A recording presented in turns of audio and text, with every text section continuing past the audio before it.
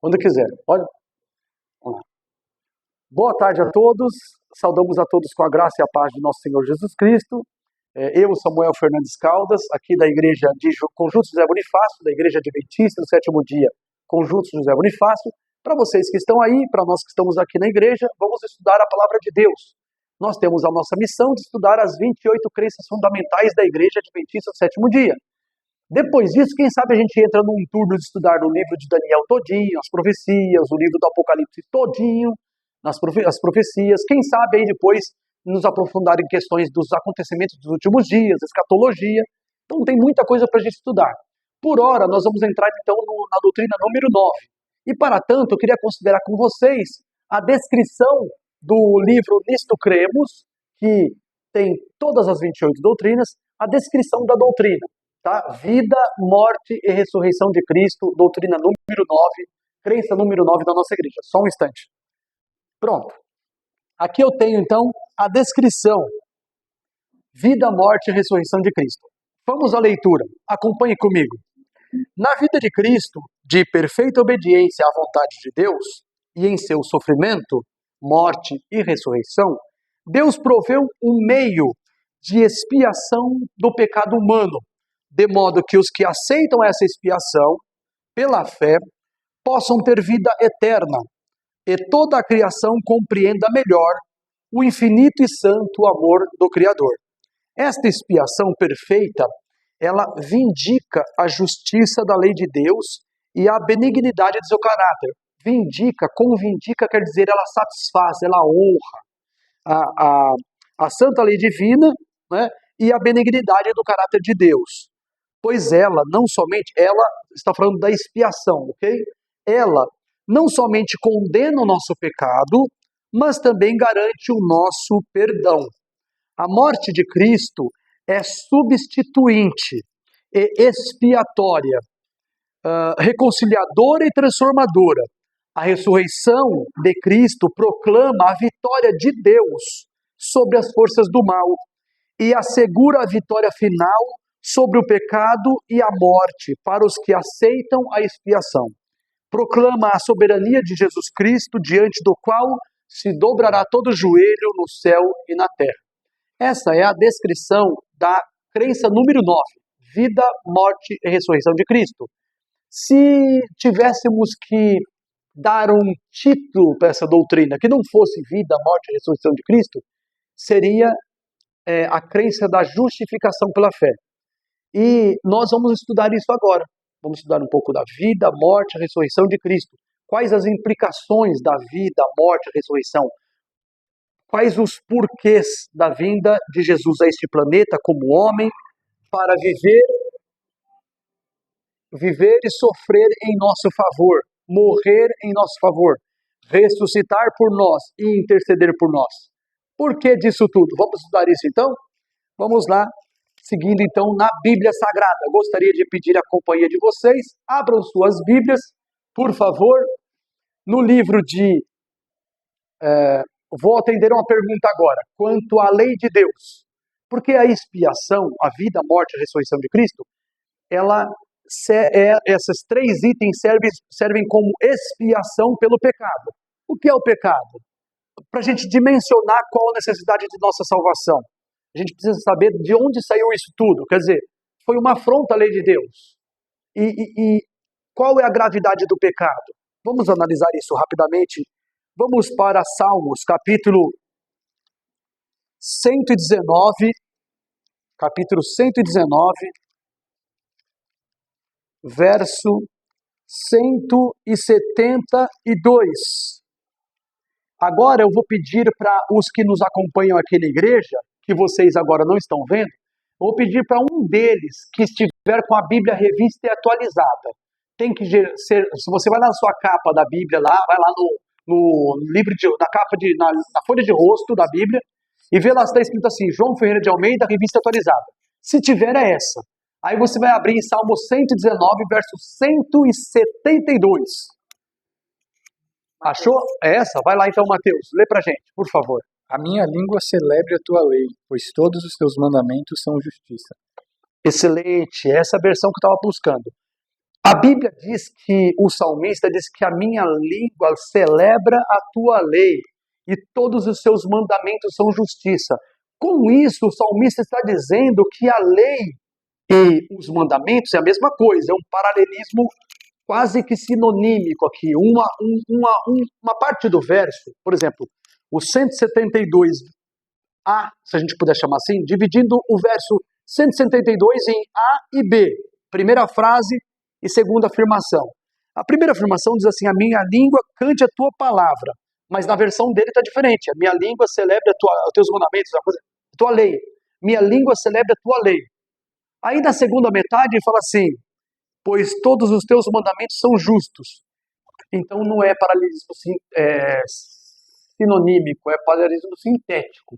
Quando uma parte fica incompleta e a segunda ela completa. Acho que é isso.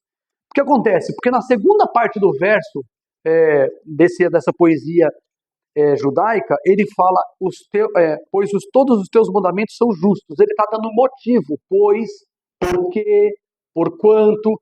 Então é que ele diz assim: pois todos os teus mandamentos são justos. Minha língua celebra, mas celebra por quê a tua lei?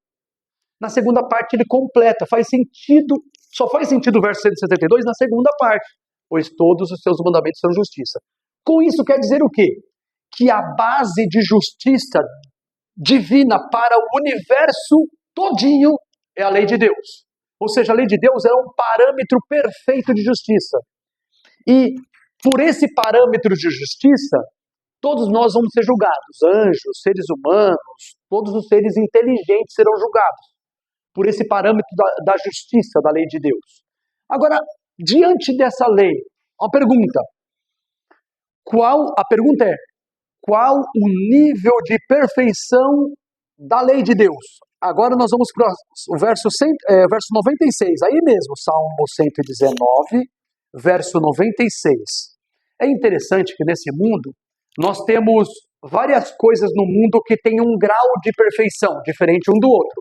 Por exemplo, uma criança que nasça sem nenhum defeito físico, ainda que a criança tenha nascido há 24 horas, e nós sabemos que muitas vezes ela não tem a visão desenvolvida, ainda está por desenvolver. A criança, por exemplo, ela não tem coordenação motora, ela não consegue ficar em pé, mas se ela tiver todos os 5 sentidos, a audição, o olfato, não é? Se ela for sensível no paladar, se o tato dela for sensível, se tudo isso for sensível, então ela é dito que é uma criança perfeita. Só que ela é perfeita para a fase de idade dela. Ela não é perfeita, por exemplo, como uma criança de 10 anos. Já consegue correr, pular, subir escada, descer, sem segurar a mão de ninguém. Por quê? Porque a criança é mais desenvolvida, ela é perfeita para aquela idade, 10 anos. Então, existem graus de perfeição nas coisas criadas. E isso, qualquer um de nós pode ver num ramo de flores, no canto de um pássaro, no cuidado dos animais por seus filhotes. Nós vemos graus de perfeição. Mas a pergunta é: qual o grau de perfeição da lei de Deus? Vamos lá para o Salmo 119, verso 96. Está escrito: a toda perfeição vejo... Agora eu vou usar a minha versão, que eu sei que a minha é melhor. A toda perfeição vejo limite, mas os teus mandamentos são ilimitados. Olha, o tema, o pano de fundo aqui, ou melhor, o assunto em torno do qual gira o verso 96 é perfeição. E ele fala assim, o salmista: todas as coisas que eu vejo, eu encontro perfeição. Aí ele fala, mas, como querendo dizer assim, né? Peraí, tem perfeição nas coisas, porém, os teus mandamentos, eles são ilimitados. No quê? Na perfeição. Então a lei de Deus é infinitamente perfeita, ou ilimitadamente perfeita. Enquanto as outras coisas que são perfeitas, elas têm graus, elas têm limite. As coisas criadas são perfeitas, mas em graus inferiores. A lei de Deus, ao contrário, ela é infinitamente perfeita. Por que a gente entrou nesse ponto para falar sobre vida, morte e ressurreição de Cristo? Para vocês entenderem que o grau de gravidade do pecado exigia a vida, morte e ressurreição de Cristo. Para vocês entenderem, para todos nós entendermos que o fato de Jesus ter vindo a esse mundo não foi uma coisa aleatória, não foi uma coisa assim, bom, vamos fazer isso. Era uma coisa necessária, sem a qual nada valeria para a nossa expiação de pecado. Então, é preciso entender que o pecado, como uma ofensa a Deus, ele é uma ofensa, a lei de Deus é ofensa ao Criador. Significa que, ao ofender o Criador, você precisa saldar essa ofensa, ou pagar, satisfazer justamente com o mesmo grau de gravidade do pecado. Eu vou dizer de outra forma. Eu não sou advogado, mas eu tenho amigos advogados. Um deles, hoje é pastor, chamado pastor José Aguinaldo. É um amigo meu desde os 10 anos de idade, mais ou menos a gente se conhece, criança.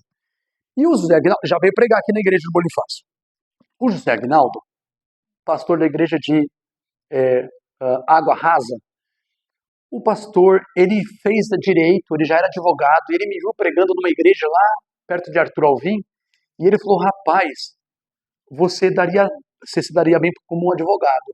Eu falei, por quê? Porque a sua linha de raciocínio para explicar sobre a salvação, você tem uma linha de raciocínio de causa e efeito, aquela coisa assim, sabe? Eu falei, mas por quê? Ele falou, você fez uma observação lá que chama princípio de proporcionalidade. Eu falei, o que é isso, doutor Aguinaldo, né, meu amigo? Ele falou assim, é que a lei designa o grau de pena de alguém conforme a importância de uma pessoa na sociedade. Por exemplo, se você ofende um motoqueiro, se você atenta contra a vida de uma pessoa comum, você tem uma pena proporcional àquele que você ofendeu. Se você ofende o presidente da República, você atenta contra a vida dele ou a honra dele, e aí a sua punição será proporcional à importância social daquela pessoa. Aí eu falei, como é? Ele falou que era o princípio de proporcionalidade. Aí eu, desde aquele evento, acho que foi em 2001, 2002, eu pregando sobre isso, que eu tenho aplicado ao estudo da palavra de Deus. Qual que é a ideia? A ideia é o seguinte, se Deus é ofendido quando você peca, quando eu peco, significa que a minha pena, a tua pena, o teu castigo é proporcional àquele que você ofendeu e a importância que ele tem para a sociedade. Qual a importância de Deus para a sociedade? Para o universo total, absoluta. Então a nossa pena, a gravidade da nossa pena não pode ser paga por ser criado, porque foi um criador que foi ofendido. Tem que ser alguém incriado, tem que ser alguém proporcional a Deus para satisfazer a ofensa cometida contra Deus pelo pecado. É por isso que tinha que vir Cristo. Vida, morte e ressurreição de Cristo. Vamos ver a razão disso? Mais ainda em Salmos 49, versos 7, 8 e 15. E aí, eventualmente eu devo ter passado por esses versos com vocês, mas não dessa forma como hoje. Hoje nós estamos bem... nós vamos tratar disso sistematicamente. Então vamos lá. Salmo 49, versos 7, 8 e 15. Tá bom? Nessa ordem. Então nós temos aqui o verso 7. Está escrito assim, ninguém pode remir a seu irmão, ou dar a Deus o resgate dele. Mas eu entendi que não pode remir. Mas por quê? O verso 8 responde, pois a redenção da sua alma é caríssima, e os seus recursos se esgotariam antes. Ou seja, todos os recursos investidos para resgatar a alma de alguém, um pecador, ele acabaria e não daria conta de salvar um pecador. Então não pode ser um ser criado, não pode ser um irmão. Não pode ser um irmão tentando resgatar um irmão, tem que ser alguém muito superior. Por exemplo, poderia vir o anjo Gabriel? Não responda, só para pensar. Vamos abrir a Bíblia lá em Apocalipse 19, verso 10. Só para vocês terem uma noção de que não pode.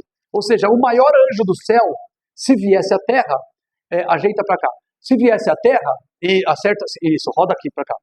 Se o maior anjo do céu se viesse, ele não daria conta de salvar uma só alma. Vamos ver isso no Apocalipse 19, 10. Isso. Às vezes passam uns caminhões aqui fazendo um estrondo, né? A gente está gravando um vídeo estudo bíblico e vê um caminhãozão na rua aqui. Vamos lá. Apocalipse 19, 10. Diz assim, então me lancei a seus pés para adorá-lo, mas ele me disse, olha, não faças isso. Sou conservo teu e de teus irmãos, que têm o testemunho de Jesus. Adora a Deus, pois o testemunho de Jesus é o espírito da profecia. Então a gente percebe aqui que quando o anjo Gabriel apareceu para o velhinho, para o ancião João, João se curvou aos pés do anjo Gabriel para adorar. E o anjo Gabriel disse: não, não, não, eu sou conservo teu e dos teus irmãos. Conservo, eu sou servo com você. Eu sou conservo, quer dizer que eu sou servo com você. Eu sou um da mesma categoria. Eu sou criado e sou servo que nem você. Então não adora a mim, você adora a Deus. Em outras palavras, se só Deus pode ser adorado e o anjo Gabriel não pode, o anjo Gabriel poderia vir nos salvar? Será? Não, né? Porque ele não é proporcional a Deus. Tinha que ser alguém proporcional a Deus. E a gente deu uma parada aí em Salmo 49. Lembra que era versos 7, 8 e 15? A gente deu uma parada para vir para dar uma voltinha lá no Apocalipse. Vamos voltar para o Salmo 49 para ver quem pode salvar a gente. Salmo 49 e o verso 15. Está escrito o seguinte. Isso aqui é maravilhoso. Diz assim: mas Deus remirá a minha alma do poder da morte. Certamente me receberá. Amém? Quem pode livrar a gente da morte, nossa alma da morte? Só Deus. Então, unicamente alguém igual a Deus poderia nos salvar. Só Deus pode salvar. Daí que, o que significa a vida de Cristo? Vejamos o que diz a profecia sobre quem seria Jesus. Vamos lá para para Isaías capítulo 9, verso 6. Isaías 9, 6.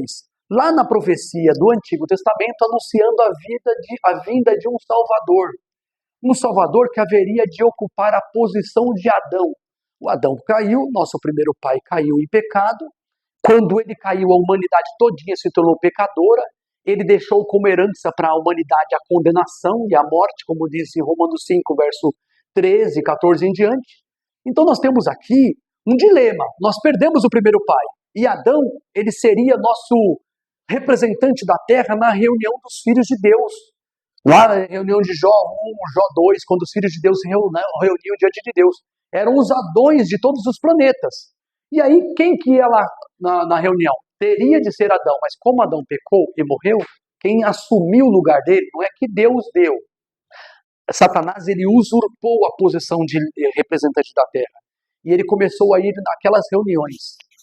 Então, o que Deus fez? Deus prometeu no Antigo Testamento a vinda de um representante para tomar a autoridade de Adão sobre os ombros e assumir a representatividade da terra. Vamos para Isaías capítulo 9, verso 6. Como eu disse, eu estou procurando, os outros aqui já acharam, né? Eu fico aqui explicando, né, o contexto da questão. Vamos lá. Isaías 9, 6. Alguém poderia ler para a gente, não? Se quiser. Vamos lá? 9, 6. Porque um menino nos nasceu, um filho se nos deu. O governo está sobre os seus ombros, e o seu nome será Maravilhoso Conselheiro, Deus Forte, Pai da Eternidade, Príncipe da Paz. Ótimo! O verso diz assim: porque um menino nos nasceu, quer dizer, nasceu por nós. Nasceu por nós, ou nasceu a nós. E aí diz assim: e um filho se nos deu. Aí diz, a frase que revela mais aqui sobre a função de Jesus é: e o governo está sobre seus ombros. Tem versões que vocês estão segurando aí que está escrito assim: e o principado está sobre os seus ombros. Principado, ou governo, como foi lido pelo Mateus. Significa que Jesus, quando ele veio à terra, ele veio para assumir o governo da terra. O governo estava no ombro de Adão. Deus confiou a Adão. Ele diz assim, em Gênesis 1, 28, dominar sobre as aves do céu, sobre os animais do campo, sobre os peixes do mar, toda criatura, você vai governar sobre tudo. Ou seja, Deus criou o primeiro casal, especialmente Adão, para ser o regente desse mundo. Um tipo de um monarca aqui no mundo.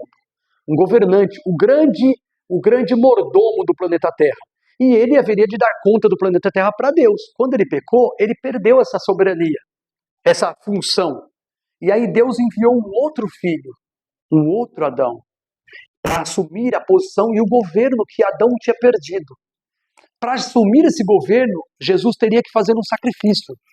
Por quê? Vamos para Romanos capítulo 6 e o verso 23. Romanos 6, 23 é um verso bem conhecido, né? Romanos 6, 23. É um verso bem conhecido. O último verso do capítulo 6 de Romanos. E está escrito: pois o salário do pecado é a morte. O salário do pecado é a morte. Mas o dom gratuito de Deus é a vida eterna em Jesus Cristo, nosso Senhor. Amém?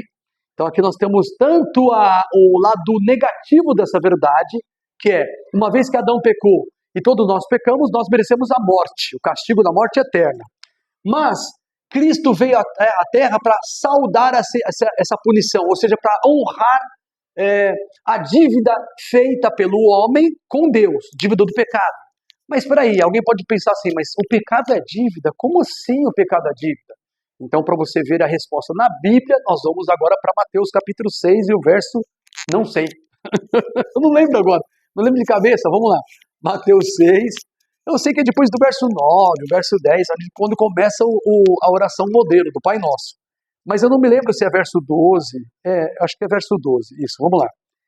É a oração modelo de Jesus, tá bom? Mateus 6, verso 9 ao 13. Nós não vamos ver isso, vamos direto no 12. Na oração modelo, que Jesus ensinou o Pai Nosso, conhecida como Pai Nosso, o verso 12 diz assim: perdoa-nos as nossas dívidas, assim como nós perdoamos aos nossos devedores. Aí a gente fica pensando assim, mas espera aí, que eu devo a outras pessoas, tá, mas como assim eu devo a Deus? Eu não comprei nada com Deus parcelado, a gente não deve para quem a gente compra parcelado, tem que ficar pagando? Então, nós não compramos nada com Deus. Então esse pecado aqui, o pecado é dívida, e o pecado como dívida requer o quê? Pagamento. Fez a dívida para quê? É para pagar. É para pagar. Então, o pecado é uma dívida para com Deus e tem que ser pago. Tá, agora existe um tribunal no céu onde nosso nome, nosso caso Samuel Caldas, vai ser tratado no tribunal de Deus. Se o Samuel Caldas vai ser examinado no céu e vão decidir e dar o veredito se ele é inocente ou culpado, se ele vai ser salvo ou vai ser condenado para sempre. E o que vale lá no céu para poder cancelar o meu pecado, minha dívida com Deus? Tenho pecados, eu cometi pecados na minha vida. O que vai expiar esses pecados? O que vai resgatar-me da dívida que eu adquiri com Deus pelos meus atos? Vamos a 1 Pedro, capítulo 1, verso 18 a 20. 1 Pedro 1, verso 18 a 20. Então existe um motivo para Cristo vir a esse mundo. Ele veio a esse mundo para saldar nossas dívidas com a sua morte. Então 1 Pedro, capítulo 1, perto do Apocalipse, se você está acompanhando de casa ali, você vai lá para o Apocalipse e volta. Antes do capítulo 1 de Apocalipse, volta umas 10 páginas, você chega em 1 Pedro. Aí, na primeira carta de Pedro, capítulo 1, verso 18 a 20. Vamos lá. Está escrito assim: sabendo que não foi com coisas corruptíveis como prata ou ouro. Aí eu paro para pensar assim, peraí, prata e ouro é corruptível? O que dirá do real? O que dirá do dólar? São moedas que são moedas fiduciárias, estão lastreadas em promessa de honestidade de político. Essas moedas não valem quase nada. Então o que acontece? Se ouro e prata é corruptível, nós não fomos comprados com coisas corruptíveis, nem ouro nem prata, nem nenhuma moeda deste mundo. Vejamos então com o que? Diz o texto: que fostes resgatados, sabendo que não foi com coisas corruptíveis, como prata ou ouro, que fostes resgatados da vossa vã maneira de viver, a qual por tradição recebeste de vossos pais. Não foi com isso, certo? Foi com o que então? Verso 19. Mas com precioso sangue de Cristo, como de um cordeiro sem defeito e sem mancha, o qual, verso 20, na verdade, foi conhecido antes da fundação do mundo, mas manifesto nesses últimos tempos por amor de vós. Amém? Então nós temos aqui evidências de que o sangue derramado por Jesus na cruz do Calvário, o sofrimento, a morte dele, o fato dele perder a vida na cruz, derramando o seu sangue, o sangue dele é a moeda que paga nossas dívidas do céu. Então, Jesus Cristo veio para viver e morrer por nós. Já vimos o porquê da morte dele por nós. Vamos ver um pouquinho mais fundamento? Vamos para a primeira, da morte dele, tá? Vamos para a primeira carta aos Coríntios, capítulo 6 e o verso 20. Primeira carta aos Coríntios, capítulo 6 e o verso 20. Está escrito o seguinte, vamos acompanhar aqui. A primeira frase é a principal, mas todo o verso é maravilhoso. Diz o seguinte: fostes comprados por bom preço. Glorificai, pois, a Deus no vosso corpo e no vosso espírito, os quais pertencem a Deus. Então, o verso fala que nós somos comprados por bom preço. Pedro, por sua vez, fala que não foi ouro nem prata, nem coisas corruptíveis, mas fala que foi com o precioso sangue de Cristo. De modo que o pecado, que tinha gravidade equivalente a Deus, ele só pode ser saudado, quer dizer, o pecado só pode ser, a ofensa do pecado só pode ser paga pelo sangue precioso de Cristo. Por quê? Porque Cristo é Deus e se fez carne para morrer por nós. Nós vamos entrar já nesse aspecto, tá bom? Vamos ao capítulo 7, verso, aí mesmo, capítulo 1 Coríntios 7, verso 20. Novamente, a Bíblia falando aí do ladinho um do verso do outro, dizendo assim, fostes comprados por bom preço. E esse preço foi o sacrifício do nosso Senhor Jesus Cristo. Agora, por que ele morreu por nós? Para saldar essa dívida. Mas ele poderia morrer como Deus? O que você acha? Você acha que Deus morre? Deus é imortal. Se Deus é imortal, como que Jesus poderia provar a morte por nós, no nosso lugar? Como que ele poderia morrer para te salvar, para me salvar? Ele teria que fazer uma mudança nisso, né? Não pensa que ele mudou a divindade dele. A divindade dele continua sendo a mesma. Mas ele se fez homem. Ele revestiu sua divindade com humanidade, para que ele provasse a morte por nós.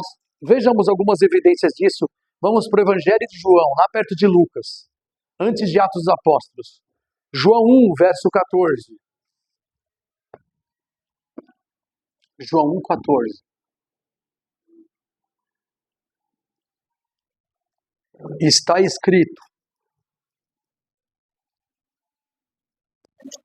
João 1, 14.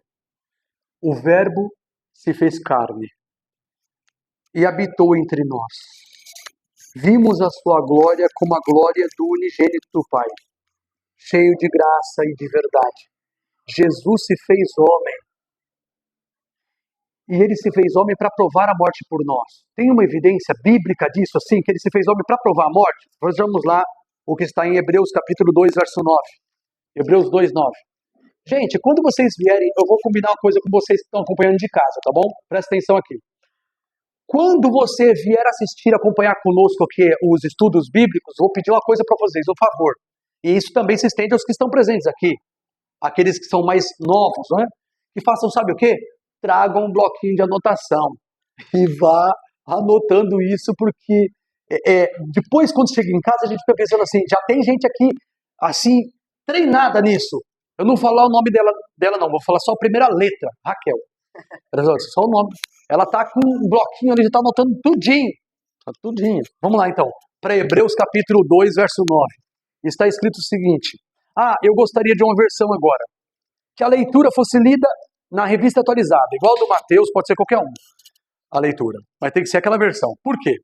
Eu quero que leia assim, ó, eu vou ser exigente agora, olha como eu vou ser chato. O Samuel chato sendo chato, chato ao quadrado, vamos lá. O pedido agora é o seguinte, que leia cadenciado. Leia com calma, respeitando as vírgulas. Vai lá, quero só para frisar. Vai, manda. Isso. Tá. Vemos, todavia, aquele que por um pouco, tendo sido feito menor que os anjos, Jesus, por causa do seu sofrimento da morte, foi coroado de glória e de honra, para que, pela graça de Deus, provasse a morte por todo homem. Excelente. Eu amo essa versão. Nesse verso assim, a tradução da Bíblia do padre João Ferreira de Almeida, revista e atualizada, é a melhor. Essa versão é melhor do Hebreus 2:9. Se você procurar as outras, não é a mesma coisa. Essa versão é melhor. Vemos, todavia, aquele que, por um pouco, tendo sido feito menor que os anjos, coroado de glória e honra, para que pela graça de Deus provasse a morte por todos. Por causa da paixão da morte, né? Provasse a morte por todos. Esse verso explica por que ele foi feito menor que os anjos. Jesus, ele se tornou homem. Ele foi feito menor que os anjos na hora da encarnação, para provar a morte por todos, por todo o homem. Aí, esse verso é uma coisa maravilhosa, porque ele diz que Cristo não veio morrer só pelos que ele amou, só pelos fiéis, só pelos que se consagram. O verso diz assim que ele morreu por todo o homem. A morte dele foi para salvar quantos? Todos. Só que nessa dinâmica da salvação, a oferta é para todos. Ele morreu por todos, mas todos aceitam? Aí que está a questão. E eu já quero antecipar o meu apelo a você. Se você não aceitou ainda, o que te impede de aceitar? Por qual motivo você vai encontrar para explicar ou para justificar um não para Jesus? Pensa um pouco, não responde agora. Vamos seguir adiante. Então Jesus, ele se fez homem para provar a morte por todos, por causa da graça, né? Para que a graça se estendesse, o favor de Deus se estendesse a todos. Ele morreu por todos. Então ele tinha que se fazer homem. O motivo pelo qual Deus se fez homem, porque Jesus é Deus. Ele se fez homem para provar a morte por todos, porque quem cometeu o pecado foi homem. Um homem tinha que apresentar o sacrifício, o preço pelos pecados. Só que esse homem não é qualquer um. Ele é Deus em forma humana. Nós lemos, quem leu Isaías 9,6 foi Mateus, foi você no Mateus. Está escrito assim, porque o menino nos nasceu, um filho se nos deu, o governo está sobre os seus ombros e o seu nome será maravilhoso, conselheiro, Deus forte, Pai da eternidade e príncipe da paz. Quando diz Deus forte, está dizendo que era Deus se fazendo homem. Deus se fez homem. A razão da nossa esperança nesse mundo de trevas é porque em meio a todas as dificuldades que você puder encontrar, que você já encontrou, e aquelas que você nem sabe que você pode encarar, enfrentar e ainda vencer, é porque a gente tem a fé firmada em Jesus, o nosso Salvador. É por isso que nós podemos enfrentar batalhas que as pessoas comuns sem Cristo não conseguem. Já se desesperam, entram em depressão, ficam em pânico. E a gente consegue passar por isso. Tem gente que fica traumatizada porque perdeu alguém da família. E é natural que fiquemos. Mas a fé em Jesus me dá certeza, segurança de que a pessoa que morreu, se era serva de Deus, vai ser ressuscitada no último dia. E ela não vai ser presa na morte. E aquela despedida, sabe, na hora do sepultamento, não é para sempre. Vai ter um reencontro. E quando houver um encontro, é para nunca mais se separar de quem você ama. Nunca mais. Essa esperança também pode ser a tua. Depende da sua escolha. Vamos adiante então. Mas por quê? Vamos lá. Então Jesus se fez homem e se fez homem para provar a morte. Mas nós vimos que a morte dele tem uma função, que é pagar pelo preço dos nossos pecados, das nossas ofensas. Agora, tem um detalhe. O nome da doutrina que nós estamos estudando é vida, morte e ressurreição de Cristo. Por que não vida? Nós não tratamos da vida de Cristo ainda. Mas já tratamos minimamente do seu nascimento. Sabemos que quando ele nasceu por nós. Um filho se nos deu, um menino nos nasceu. Significa que no nosso nascimento nós somos errados, sim ou não? Nós já não nascemos errados? Vamos lá. Tem mães e pais aqui, que eu sei que tem, né? Tem o Paulo, tem o Lucas, tem a Raquel. Eu não sei se o Isaac é pai também. É Isaac, né? Não sei se o Isaac é pai, mas é pai, falou agora. Então assim, quem é pai sabe disso. O bebê que não fala ainda, ele é egoísta ou não? O bebê é egoísta ou não? Do tipo assim, ó, minha mãe. Não é assim, ó, ele não tá falando nada, ele não sabe falar um A, nem mamãe, nem papai. Ele agarra a mamãe assim, abraça, e você vê o irmãozinho mais velho, ele empurra assim, ó. Às vezes ele tá mamando e ele empurra assim para longe. É ou não é? Você é criança é egoísta. Nós já nascemos torto do ventre, a gente já nasceu pecador. A gente tá carregado de pecado, a gente nem sabe o que é pecado, o bebê não sabe, ele não tem noção do que é pecado. Mas o pecado está nele. Entendeu? Ele já é altamente egoísta. Isso revela que nós já nascemos perdidos. Por isso que um menino nos nasceu, um filho se nos deu. Porque Jesus tem que tomar o nosso lugar na morte. Jesus é o nosso substituto, não só na morte, mas também no nascimento. Ele nasceu puro e perfeito para tomar o nosso lugar no nascimento já errado que nós tivemos. Vamos lá. Vamos ver então na vida Vejamos a vida de Cristo por nós. Eu vou ver da evidência mais suave para mais forte, tá bom? Vou deixar a evidência mais forte para o final. Então vamos para a evidência suave. Vamos abrir nossas Bíblias em João 17, verso 19. Que Jesus viveu por nós, a vida de Cristo por nós. Vejamos isso, João 17, verso 19. Eu vou fazer de um grau de evidência menor para o maior. Vamos lá, 17, verso 19 do Evangelho de João, tá? Você que nos acompanha em casa, anote e vamos ler agora. Diz assim, a minha versão diz assim, por eles me santifico a mim mesmo, para que eles também sejam santificados na verdade. Mas, como eu sei que tem alguns irmãos com a versão diferente aqui, na versão revista atualizada está escrito diferente. Está escrito assim, a favor deles me santifico, não é assim?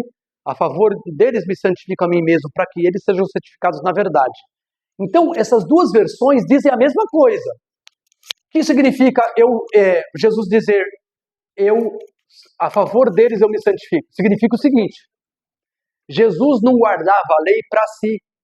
Jesus não se consagrava diante do Pai para benefício seu, mas Jesus se santificava para nós. A favor de nós todos, ele se santificava. E agora eu quero sugerir uma ideia para vocês aqui, só para ilustrar essa verdade. Suponhamos que nós juntos vamos fazer visita a uma pessoa que a gente conhece que está enferma. Vamos dizer que ela está com alguma doença lá que não é contagiosa, a gente pode fazer a visita. E nós chegamos lá para visitar a pessoa, chegamos felizes por encontrá-la, embora preocupados com o estado da saúde dela, esperando a restauração da saúde. Chegamos, damos uma saudação, quem sabe cumprimentamos ela, talvez podemos trazer alguma coisa para ela, e ela diz assim a certa altura, ela não pode sair da cama, tá? Pensa assim, ela está acamada, não pode sair da cama. Então ela fala assim, puxa, estou com sede, será que algum de vocês que está me visitando pode buscar água para mim? Aí esse buscar a água para ela, ou em favor dela, é fazer uma obra substitutiva. Ela não pode sair da cama e buscar. Eu que estou visitando que vou buscar a água e trago para ela. O que Jesus fez por nós é isso. Ele falou assim, em favor deles eu me santifico. A mim mesmo, para que eles sejam santificados na verdade. Isso significa que Cristo estava se santificando para que aquela santidade desenvolvida por ele oferecesse para nós como um dom, assim, é seu, o que eu fiz está na sua conta agora. Vejamos a promessa disso em Isaías capítulo 26, verso 12. A promessa, tá? A promessa de que Jesus viria à terra para viver uma vida de perfeita obediência em nosso favor. Agora, infelizmente, tem Bíblia que não vai atender. Se vocês forem para a Bíblia revista e corrigida, provavelmente não vai estar certinho. A atualizada, acho que vai estar na linha, certinho. Mas a minha está perfeita. Então vou ler na minha, tá? Vou ler na minha. Depois eu peço para vocês lerem de vocês. Tem algumas traduções que não estão muito felizes nesse ponto. A minha diz assim, Isaías 26, 12. Senhor, tu nos darás a paz. Tu fizeste para nós todas as nossas obras. Se a sua não está para nós, então a sua precisa dar, compra outra versãozinha para ajudar você, tá? Um detalhe para a gente aqui, que a gente está estudando a Bíblia, é para todos nós. Quando você estuda a Bíblia, você não deve usar sempre uma versão. Você tem que ter aquela preferida sua, mas você deve consultar sempre duas ou três versões diferentes, porque às vezes na tradução de um verso, uma consegue ser mais efetiva. A minha versão é revista João Ferreira de Almeida, edição contemporânea. A minha Bíblia, tadinha dela, eu tenho até vergonha de mostrar para vocês. Eu vou trocar a página, eu prometo. Então, a capa, eu vou trocar esse negócio aqui, porque a situação tá feia.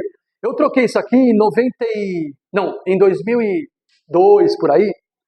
Aconteceu o seguinte, o Joab comprou uma Bíblia azul, Thompson, capa azul com as páginas em prata, sabe? Era lindona, espetacular.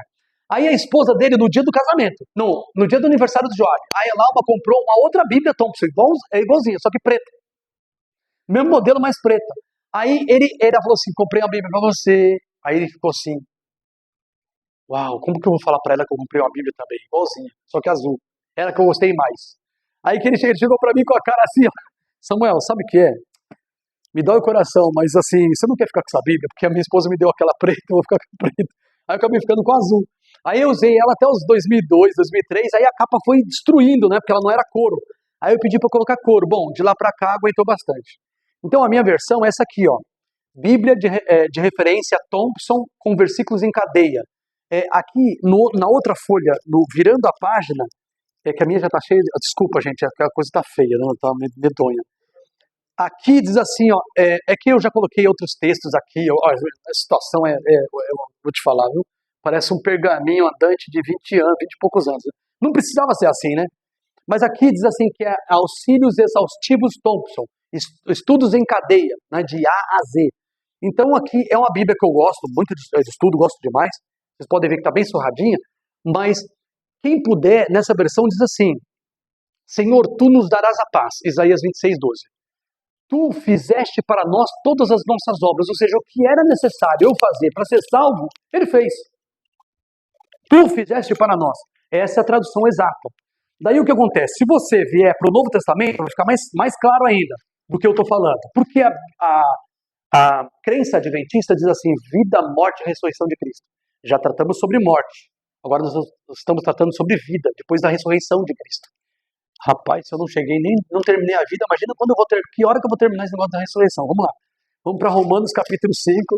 Eu já estou preocupado porque a gente fica assim, puxa vida, né? O pessoal cansa, né? Chega aqui, já veio no culto, cansou, foi para casa, almoçou, voltou, é calor na ida, calor na volta. Chega aqui, senta, estuda esse tempão. Depois tem JA, o pessoal termina, parece uma maratona, né? Parece uma maratona. Vamos lá, Romanos capítulo 5 e o verso 10 e o verso 19, por favor, prestem atenção. Está escrito assim, o verso 10. Olha que lindo, gente. Esse verso aqui é precioso. É tão precioso que eu já fiz uma coisa que é memorização do verso, tá? Mas é assim, o verso diz assim. Porque quando... Peraí, começando... Pois se nós isso.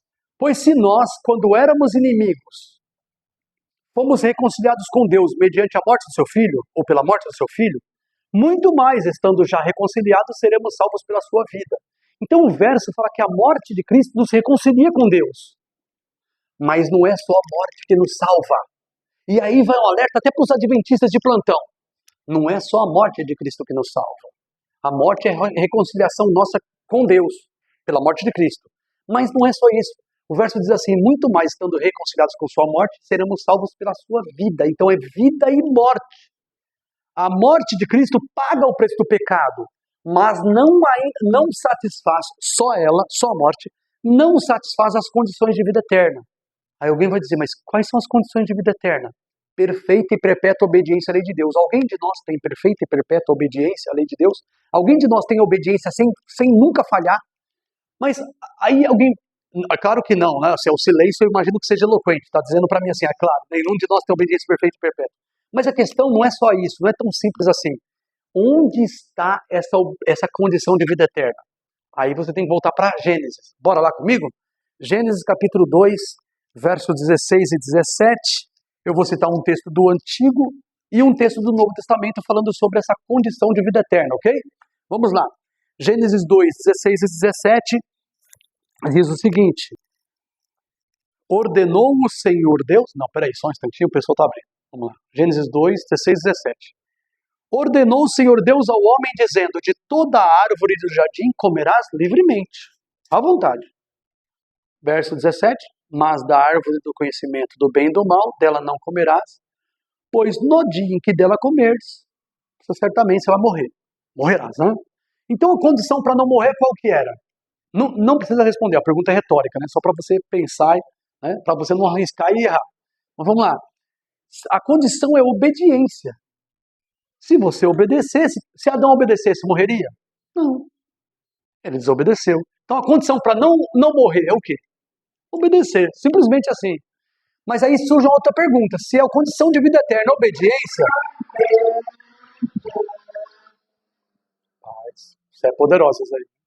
Perigosa também, uma assassina de piloto, vamos lá. Então, se a vida, se a obediência é o que se requer para a vida eterna, aí alguém pode falar assim, poxa, mas a gente também obedece, tá certo? A gente não obedece 100%, nós não somos 100% perfeitos, mas a gente também obedece a lei de Deus. Tá, mas não é essa a obediência. Então a pergunta é, qual a natureza de obediência que Deus exige para considerar a vida eterna por obediência? Agora a gente vai para o Novo Testamento, Gálatas capítulo 3, verso 10. Gálatas capítulo 3, verso 10. E aí, nós vamos entrar em alguma... Nossa, é uma cadeia de versos que é extraordinária. Eu vou me limitar, eu fico assim, atacado, né, impulsionado a citar um monte de coisa, mas não dá. A gente tem que segurar para... Calma, vamos devagar, dose menor. Depois a gente, vamos parcelar esse negócio. Depois a gente... Vamos lá, Gálatas 3, verso 10 diz assim: todos aqueles, pois, que são das obras da lei, estão debaixo da maldição. Espera aí, tem uma expressão, você precisa entender essa expressão aqui. Todos quantos, pois, são das obras da lei, estão debaixo da maldição. O que significa isso? Significa aqueles que querem ser salvos por aquilo que eles fazem, por guardar a lei. Então, por exemplo, quem quer se salvar por guardar a lei, está debaixo da maldição. Mas por que está debaixo da maldição? O verso continua. Pois está escrito: maldito todo aquele que não permanecer em todas as coisas escritas no livro da lei para cumpri-las, ou para fazê-las, conforme a versão, né? Então você percebe ali que a condição de vida eterna é obediência, Gênesis 2, 16, 17. Mas aí a pergunta que é respondida agora em Gálatas 3, 10 é: qual a natureza da obediência? Aí você tem a natureza na palavra permanecer, no finalzinho do verso 10. Diz assim: todos quantos são das obras da lei estão debaixo da maldição, porque está escrito. Porque o que está escrito? Maldito todo aquele que não permanecer. Essa palavra é chave para a gente. Aquele que não permanecer em todas as coisas escritas no livro da lei para cumpri-las, para fazê-las. Isso significa que a obediência que Deus requer para dar vida eterna, aquela de Gênesis 2, 16, 17, é uma obediência que permaneça. Vamos ilustrar isso para a gente encontrar a palavra exata na língua portuguesa. Imagina que aqui eu tenho uma reta e eu vou usar a reta do piso da igreja, aqui da sala. É uma reta que é o meu dever andar. Aí eu estou andando lá, eu não me desviei, eu fui criado reto, né, dentro do dever. E subitamente, por um desequilíbrio, eu piso fora da reta. Pronto, está perdido. Porque a obediência que Deus exigia de Adão era uma obediência que permaneça, uma que nunca se desvie. Qual palavra você encontra na língua portuguesa para dizer uma obediência que começa certa e continua certa sem nunca parar? Como que você chama? Obediência o quê? Vou dar um toque para você. Alguém quer? Contínua, uma palavra excelente. Uma outra equivalente é perfeita, não é? Uma outra equivalente a perfeita seria a obediência perpétua, falando de tempo, né? Aquela que nunca se desvia. Então, a obediência que Deus exige para dar vida eterna é perfeita e perpétua. É por isso que Gálatas 3,10 fala assim: maldito todo aquele que não permanecer em todas as coisas escritas no livro da lei. Por isso que quando a gente tenta obedecer para ser salvo, a gente está debaixo da maldição, porque nenhum de nós obedece 100% sem nunca dar uma escorregadinha. Uma hora a gente escorrega. E Paulo está falando isso para dizer assim: vocês que me leem minha carta, entendam, não é você. Olha para Cristo, Ele fez tudo para a tua salvação, acredita nele, crê nele. Não é você. O adventista deve guardar a lei por gratidão, para honrar a Deus com a sua vida. Ele vai preferir a morte do que programar um pecado para a vida dele, um cristão genuíno. Porque ele não quer que o pecado ofenda mais a Deus. Ele sabe o quanto o pecado ofende, ele não vai querer continuar pecando. Então o adventista, o cristão genuíno, ele vai buscar fugir do mal e firmar com Deus. Porque ele sabe o quanto custou para Deus nos oferecer a salvação. Dá o próprio Jesus Cristo para viver e morrer por nós. Então Cristo obedeceu a lei para isso, para garantir a condição de vida eterna para nós. É por isso que a gente vai terminar a vida de Cristo aqui em Romanos capítulo 5, verso 19. Lembra que eu falei que eu ia subindo em grau de evidência, até o máximo grau de evidência de que Cristo obedeceu a lei por nós? Romanos capítulo 5, verso 19 é um verso espetacular que pouca gente para pensar no adventismo. Eu estou falando porque, irmãos, eu estou falando aqui, eu tenho 54 anos de idade, fiz agora em abril, e 54 anos de idade, eu nasci numa família adventista.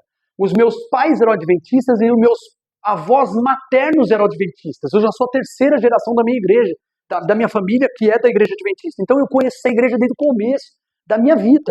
Eu fui apresentado no hall da igreja, no hall do berço na igreja de Vila Ré, e eu frequentei o hall do berço lá.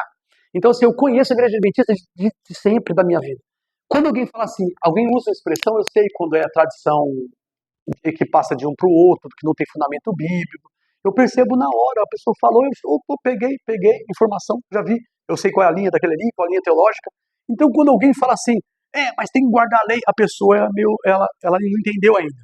A gente tem que guardar a lei. É o dever de todo homem.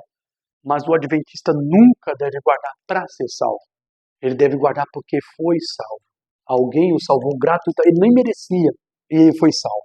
Então, Romanos 5, verso 19, ele dá uma última dose de verdade sobre a vida de Cristo por nós. Diz assim, pois, como pela desobediência de quantos? Um só homem.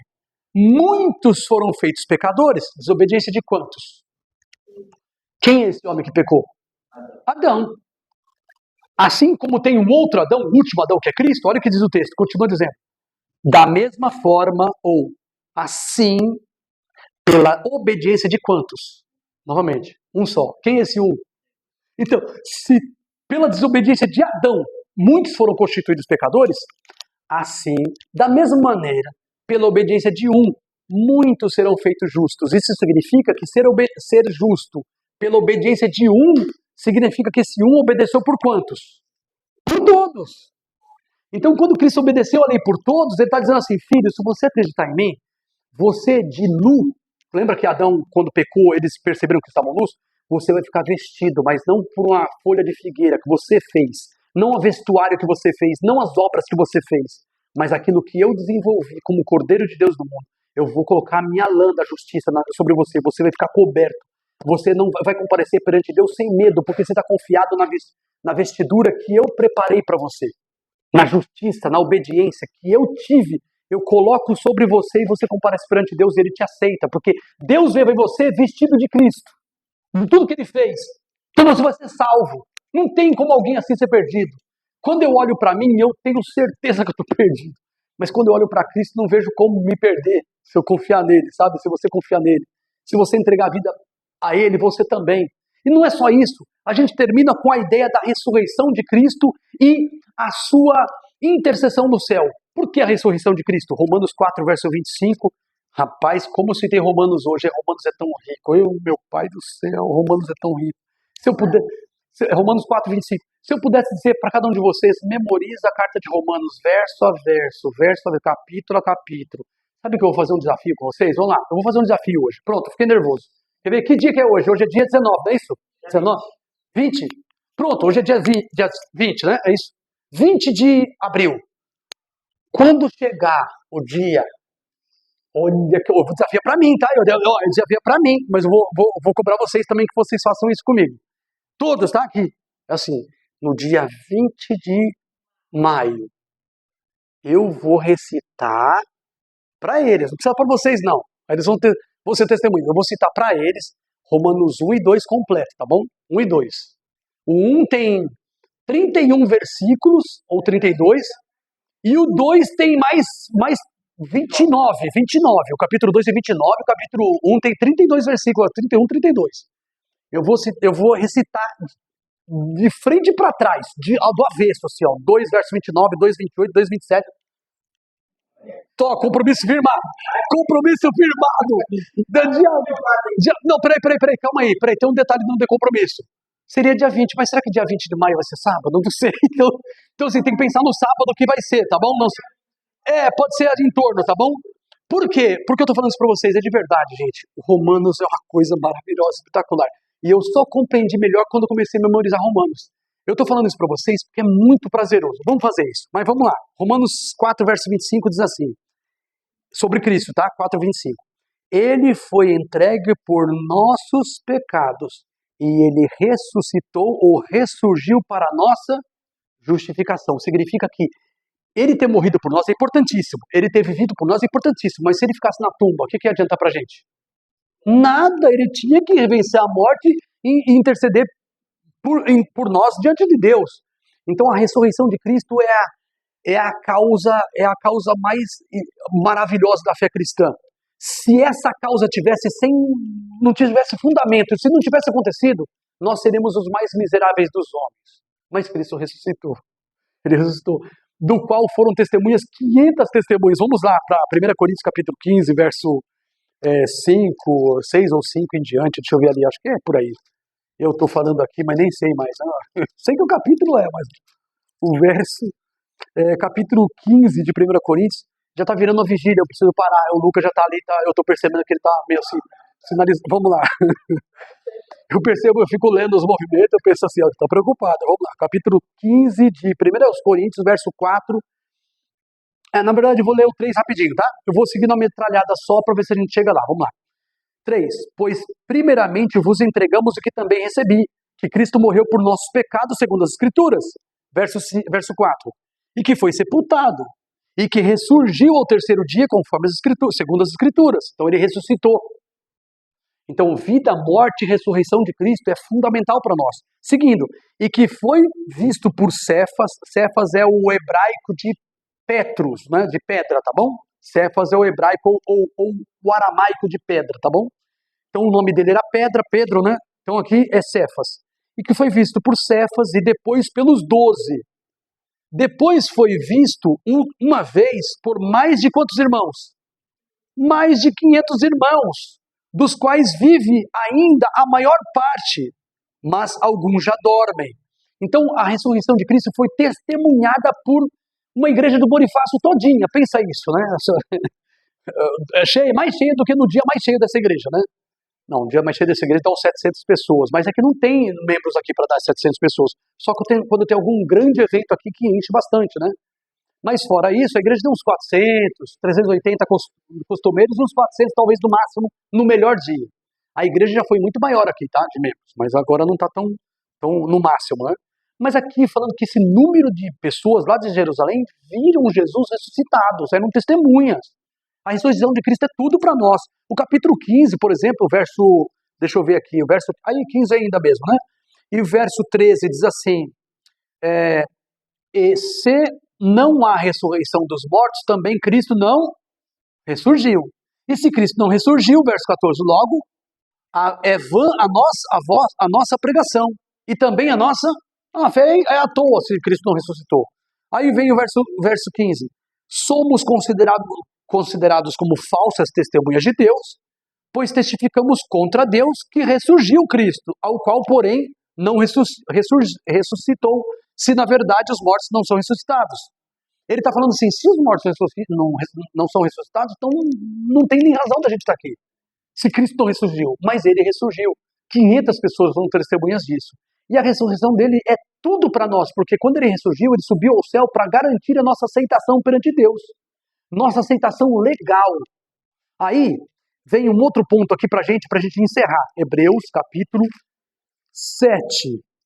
E verso, deixa eu ver, 7, na verdade é o 7. E é também o 4, mas vai para o 7, vai. Capítulo 7. É também o 4. É o 5. O Hebreus fala muito sobre a intercessão de Cristo por nós. Capítulo 4, 5 e outros tantos. 7, o 8, o 9. Mas tudo bem, vamos para o 7, verso 25, que diz assim. 25 e 26, tá, gente? 25 e 26.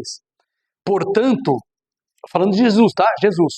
Jesus pode também salvar perfeitamente os que por ele se chegam a Deus, vivendo sempre para interceder por nós. Verso 26. Convinha-nos tal sumo sacerdote, santo, inocente, imaculado, separado dos pecadores e feito mais sublime que os céus. Esse é o nosso Senhor Jesus Cristo. É o nosso aqui da Igreja Adventista e deve ser o seu também. Por que não aceitar Jesus? Faça a sua entrega a Jesus hoje. Participe quanto antes da esperança, da salvação e da ressurreição em Cristo. Quem sabe você encontra na vinda de Cristo o seu pai, você reencontra sua mãe, ou sua avó, o seu avô, o seu filho, ou a sua filha, ou o seu esposo ou esposa, e nunca mais se separe deles, não é verdade? Deus é amoroso, Ele quer nos salvar. A vida, morte e ressurreição de Cristo é a 9ª crença fundamental desta igreja. Que maravilha, né? Que crença maravilhosa. E você, se tão somente disser sim para Jesus, hoje você já começa a partilhar dos benefícios da morte, da vida e da ressurreição de Cristo. Hoje Cristo pode interceder por você no céu e defender uma causa que você tem em questão, uma causa para resolver, uma necessidade, uma preocupação do seu coração. Que Deus te abençoe, que Deus nos abençoe aqui nós da Igreja do José Bonifácio, nós ficamos na rua Najib Farah Maluf, aqui no Coab 2, Avenida Najib Farah Maluf, 1209, acho que é isso, né? 1209, Najib Farah Maluf. Todos serão bem-vindos aqui. Nosso estudo acontece aos sábados, das 3 horas, ou às vezes, quando eu atraso, quando alguém atrasa, 3h05, 3h10, e a gente começa o nosso estudo e a gente vai até quando Deus quiser, porque às vezes eu passo de 1 hora aqui, não é verdade? Vamos fazer uma oração para a gente terminar? Oremos. Obrigado, Senhor, por mais uma vez estudarmos a sua palavra. Que o Senhor nos enriqueça o coração ao buscarmos com fé ao nosso Senhor Jesus Cristo, ao abrirmos a sua palavra e buscarmos de Ti a iluminação do Teu Evangelho.